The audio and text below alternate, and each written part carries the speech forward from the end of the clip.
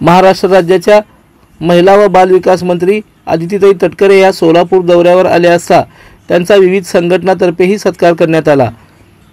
Rashtrawadi Congress party महिला शहराध्यक्ष यांच्यातर्फे त्यांचा विशेष सत्कार करण्यात आला। संगीता जोगदंडकर यांच्या वतीने आदिती तटकरे यांना पुष्पगुच्छ देऊन त्यांचं स्वागत करण्यात आलं।